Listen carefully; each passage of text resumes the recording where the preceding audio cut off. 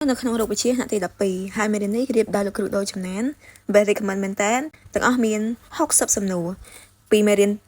ដែលគេប្រឡងទាំងអស់ហ្មងក្នុងរូបវិទ្យាទី1នៅក្នុងមេរៀនទ្រឹស្ដីសេនេតិកនៅឧស្ម័នគឺមានតែមួយសំណួរគត់ហើយសំណួរនេះគឺចេញនៅពេលប្រឡងបាក់ឌុបច្រើនមែនតើពោទ្រឹស្ដីសេនេតិកនៅឧស្ម័នម៉ូលេគុលឧស្ម័នមានចលនាឥតឈប់ឈរនិងគ្មានសណ្ដាប់ធ្នាប់ហើយទង្គិចរវាងម៉ូលេគុលនិងធុងវាជាទង្គិចខ្ទាតសន្និបាតនៅចន្លោះពេលទង្គិចម៉ូលេគុលឧស្ម័នមានចលនាត្រង់ស្មើតម្លៃមធ្យមនៃថាមពលសេនេតិករបស់ម៉ូលេគុលគឺអាស្រ័យទៅនឹងសីតុណ្ហភាពដែលខាតគេចាប់ទុកម៉ូលេគុលឧស្ម័ននីមួយៗជាចំណុចរូបធាតុទាំងអស់មាន5ត្រេក្នុងសំណួរមួយនេះអញ្ចឹងកាលណាដែលយើងចេះ5ត្រេហ្នឹងយើងអាចបាន5ទៅ10បន្ទុកអាស្រ័យទៅតាមឆ្នាំនីមួយៗដែលគេដាក់ចូលមេរៀនទី2តើច្បាប់ទី1តាមម៉ូឌីណាមិកសិក្សាអំពីអ្វីចូលពោច្បាប់នេះអានេះក៏ចេញបាក់ឌុបច្រើនដែរសំណួរមួយហ្នឹងច្បាប់ទី1តាមម៉ូឌីណាមិកសិក្សាអំពីបំលែងថាមពលកម្ដៅទៅជាខមនឬថាមពលបែបផ្សេងទៀតពោច្បាប់ទី1តាមម៉ូឌីណាមិកក្នុងបំលែងតាមម៉ូឌីណាមិកកម្ដៅស្រូបដោយប្រព័ន្ធគុយស្មើនឹងផលបូកខមនដែលបង្កើតឡើងដោយប្រព័ន្ធ W និងបំរែបំរួលថាមពលក្នុងនៃប្រព័ន្ធ delta O អញ្ចឹងកន្លែងនេះគេគ្រាន់តែចង់បញ្យល់ថាគុយស្មើ delta O បូក W ដែល delta O គឺជាបំរែបំរួលថាមពលក្នុងហើយ W គឺជាខមន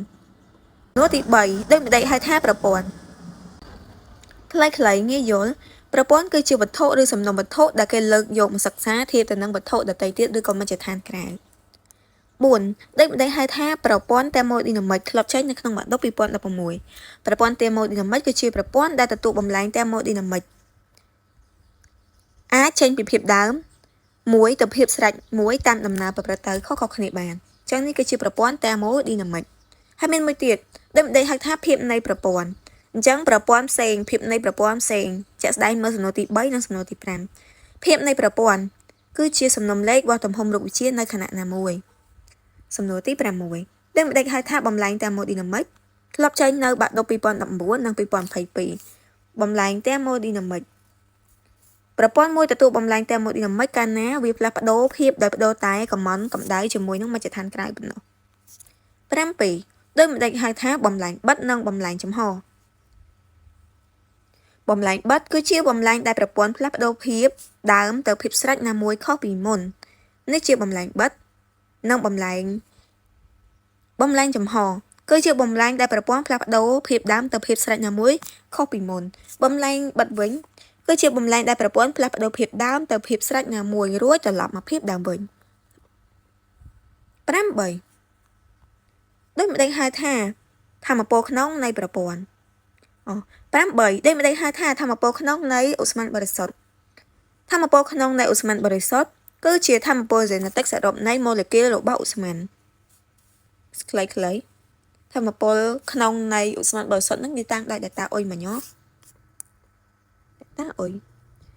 9ដូចម្ដេចហៅថាលំនាំអ៊ីសូកអ៊ីសូបានិងអ៊ីសូតាមលំនាំអ៊ីសូកគឺជាលំនាំមួយដែលមាននៃប្រព័ន្ធក្នុងបំលែងតាមម៉ូឌីណាមិកមានតម្លៃថេអញ្ចឹងមានគឺអក្សរវេចាំមិនហៅវេថេលំនាំអ៊ីសូបាគឺជាលំនាំដែលសម្ពាធនៃប្រព័ន្ធក្នុងបំលែងតាមម៉ូឌីណាមិកមានតម្លៃថេអញ្ចឹងខាងនេះគឺពេថេម្ដង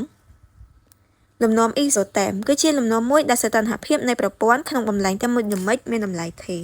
ដូចនេះសីតុណ្ហភាពថេគឺតំណាងដល់សតេថេទី10ចូលពោលកូកាភាពដើមនិងភាពស្រេចកូកាភាពដើមនិងភាពស្រេចពោលថាកាលណាប្រព័ន្ធចេញពីភាពដើមទៅភាពស្រេចដោយបដូរតែកំណនិងកម្ដៅជាមួយមជ្ឈដ្ឋានក្រៅផលបូកបេក្ខនិត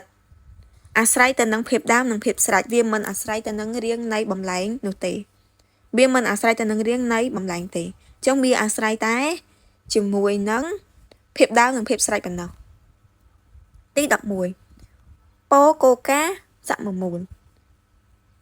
កាលណាប្រព័ន្ធមួយទទួលបំលែងបិទដោយបដូរតែកំណនិងកម្ដៅជាមួយមជ្ឈដ្ឋានក្រៅបើវាធ្វើកំណដល់បើវាធំជាង0វាស្រូបកម្ដៅគឺគុយធំជាង0ប៉ុន្តែបើសិនជាវារងកំណវិញគឺគេដាក់បើវាតូចជាង0ហើយវាបញ្ចេញកម្ដៅគឺគុយតូចជាង0វិញ12ដែលមិនដេចដែលហៅថាលំនាំអាយ៉ាប៉ាតិកលំនាំអាយ៉ាប៉ាតិកគឺជាលំនាំមួយដែលថាមពលកម្ដៅមិនបដូរជាមួយមជ្ឈដ្ឋានក្រៅ ចឹងថាមពលកម្ដៅមិនបានបដូរជាមួយមជ្ឈដ្ឋានក្រៅហើយអាយ៉ាបតិកហ្នឹងគឺគុយស្មើនឹង0 13ចូលរៀបរាប់ពីដំណើរប្រព្រឹត្តទៅនៃសាច់កាណូដំណើរប្រព្រឹត្តទៅរបស់សាច់កាណូឥឡូវចូលមេរៀនម៉ាស៊ីនហើយដំណាក់កាលទី1អូស្មန်ស្រូបកម្ដៅគុយហាពីធុងក្ដៅ T5 រីកមាឌតាមលំនាំអ៊ីសូតេមមិនលំនាំអ៊ីសូតេមហ្នឹងមិនលំនាំអ៊ីសូតេមហ្នឹងគឺតេថេដំណាក់កាលទី2អូស្មန်បន្តរីកមាឌតាមលំនាំអាយ៉ាបតិកគឺគុយស្មើ0ហ្នឹងដំណាក់កាលទី3អូស្មန်បញ្ចេញកម្ដៅគុយសេទៅធុងត្រជាក់ TC រួច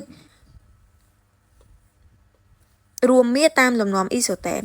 ដំណាក់កាលទី4អូស្មန်ត្រូវបានបំណែនតាមលំនាំអាយ៉ាបតិករហូតដល់ស្ថានភាពដើមវិញ14ដោយម្ដេចដែលហៅថាម៉ូទ័រចំហេះក្រៅម៉ូទ័រចំហេះក្នុងចូលលើកឧទាហរណ៍ក្នុងករណីនីមួយៗចាញ់បាក់ឌុប2014សង្គមម៉ូទ័រចំហេះក្រៅប្រភេទចំហេះកើតនៅក្រៅកន្លែងកម្ដៅធ្វើកំណត់ឧទាហរណ៍ដូចជាម៉ាស៊ីនដើរដោយចំហេះទឹកហើយម៉ូទ័រចំហេះក្នុងវិញគឺប្រភេទចំហេះដែលកើតក្នុងកន្លែងកម្ដៅធ្វើកំណត់ឧទាហរណ៍ដូចជាម៉ាស៊ីនបន្ទុះ4វគ្គឬក៏ម៉ាស៊ីនបន្ទុះ2វគ្គអញ្ចឹងនេះខុសគ្នាតែម៉ូទ័រចំហេះក្រៅកើតនៅក្រៅកន្លែងកម្ដៅធ្វើកំណត់បើក្នុងកើតក្នុងកន្លែងកម្ដៅធ្វើកំណត់15ពោលទ្រឹស្ដីបទកាណូហើយលើកបញ្ជាក់នៅរូបមន្តចំពោះម៉ូទ័រប្រើកម្ដៅដែលតកតងទៅនឹងប្រភពកម្ដៅ2ទិន្នផលកម្ដៅមានតម្លៃអតិបរមាកាលណាភ្នាក់ងារកម្ដៅវិវត្តតាម reversible ក្នុងករណីនេះទិន្នផលកម្ដៅអតិបរមាមិនអាស្រ័យទៅនឹងប្រភេទនៃភ្នាក់ងារកម្ដៅនិងរបៀបវិវត្តនៃ reversible ទេហើយទិន្នផលនេះអាស្រ័យទៅនឹងសីតុណ្ហភាពដែលខាត់ TH នៃប្រភពក្ដៅនិង TC នៃប្រភពត្រជាក់ធ្វើឲ្យយើងបានរូបមន្តគឺគុយគឺស្មើនឹង1ដក TC នៅលើ TH សំណួរទី16រៀបរាប់វគ្គទាំង4នៃម៉ូទ័របន្ទុះ4វគ្គព្រមទាំងរៀបរាប់ដំណើរការមកបញ្ជាក់ផងអញ្ចឹងវគ្គទី1សម្រូបពីស្តុងផ្លាស់ទីចុះក្រោមស្រូបល្បាយសាំងខ្យល់ក្នុងស៊ីឡាំងវគ្គទី2គឺបំណែនពីស្តុងផ្លាស់ទីឡើងលើបំណែនល្បាយសាំងខ្យល់ក្នុងស៊ីឡាំងវគ្គទី3បន្ទុះនិងបន្ធូរវគ្គបន្ទុះនិងបន្ធូរនេះវគ្គទី3បុស្ស៊ីបំព្រាបការភ្លើងឆេះល្បាយសាំងខ្យល់ពីស្តុងធ្លាក់ចុះដំណាក់កាលទី4គឺវគ្គបញ្ចេញពីស្តុងផ្លាស់ទីឡើងលើបញ្ចេញកាកសំណល់ចំហេះទៅក្រៅសំណួរទី17រៀបរាប់វគ្គទាំងពីរនៃម៉ូទ័របន្ទុះ2វគ្គវគ្គទី1បំណែននិងបន្ទុះវគ្គទី2ស្រូបបញ្ចូលនិងបញ្ចេញអញ្ចឹងមានតែ2វគ្គទេបន្ទុះ2វគ្គហ្នឹងបើបន្ទុះ4វគ្គមាន4វគ្គហ្នឹង18ដូចមិនដឹងហៅថារលកឥឡូវយើងចូលមេរៀនរលកដែលធ្លាប់ចេញសំណួរនៅក្នុងបាក់ឌុប2021រលកគឺជាការបញ្ជូនថាមពលពីចំណុចមួយទៅចំណុចផ្សេងទៀតតាមរយៈមជ្ឈដ្ឋានណាមួយ19ដូចមិនដឹងហៅថារលកតម្រួតបាក់ឌុប2015រលកតម្រួតកើតមានកាលណារលក2ឬច្រើនដើរកាត់គ្នាក្នុងមជ្ឈដ្ឋានតែមួយតាមបម្លាស់ទីសរុបរាល់ចំណុចណាក៏ដោយនៃរលកគឺស្មើនឹងផលបូកវេគ្ទ័រនៃបណ្ដាចំណុចបម្លាស់ទីរលកតូចទាំងនោះសំណួរទី20ដូចមិនដឹងហៅថាអំភ្លីទីតនៃរលកគឺជាបម្លាស់ទីអតិបរមានៃអង្គធាតុធៀបទៅនឹងទីតាំងលំនឹងអំភ្លីទីតនៅអក្សរ A